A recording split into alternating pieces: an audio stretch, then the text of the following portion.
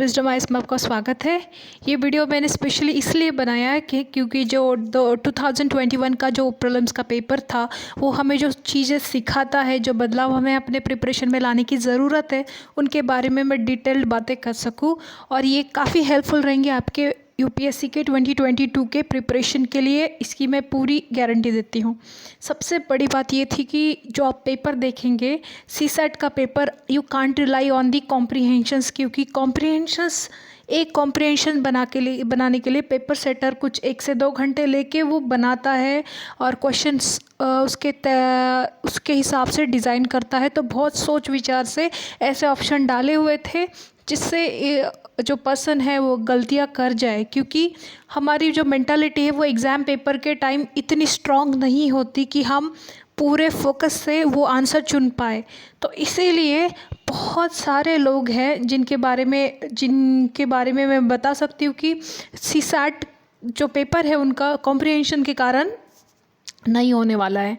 तो एक सीक्रेट आप पहला जान लो कि you can't rely on comprehension at the time of paper. So सबसे पहले आपको करना क्या है, जो मैथमेटिक्स का टॉपिक है, यूपीएससी का जो मैथमेटिक्स का पोर्शन आता है सीसैट का, वो जो टॉपिक्स है कुछ 20 के करीब टॉपिक है, वो आपको बहुत स्ट्रॉन्ग करके रहना है। क्योंकि कॉम्प्रीहेंशन पे सवाल कुछ मान लो 20 से 30 सवाल आते हैं, बट जो 50 सवाल आते हैं वो यूपीएससी के फिक्स्ड 20 टॉपिक्स से आते हैं।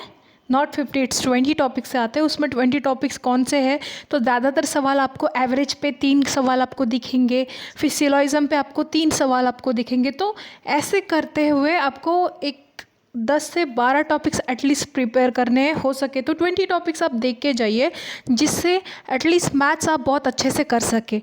एक बात आप जान लीजिए कि कभी भी यूपीएससी मैथ्स पे जो सवाल पूछती है वो हमेशा most of the time simple से लेकर मॉडरेट के बीच में पूछती है, और टफ सवाल पे नहीं जाती है। क्योंकि यहाँ पे सीसैट जो है क्वालिफाइंग है, वो वहाँ से आपके जो है सिलेक्शन प्रोसेस नहीं डिसाइड होने वाले। इसीलिए आप मैथ्स पे रिलाई करिए, मैथ्स अपना स्ट्रॉन्ग कर लीजिए। और मैं सजेस्ट करूँगी कि सीसैट का जो मैथ्स है वो आप इसी 1 से 2 महीने जो है अभी कर लीजिए, क्योंकि बाद में यूपीएससी के लिए सिर्फ 7 से 8 महीने हैं और बाद में वक्त नहीं दिया जा सकता, क्योंकि पॉलिटी, इकोनॉमी, करंट अफेयर सारी चीज़ें करनी होती है। तो सीसैट के लिए हम स्पेशल टाइम नहीं निकाल सकते। तो ये जो नवंबर का महीना है और जो दिसंबर का महीना है, जो लोग स्पेशली यूपीएससी 2022 के लिए तैयारी कर रहे हैं, मैं उनके लिए बता रही हूँ।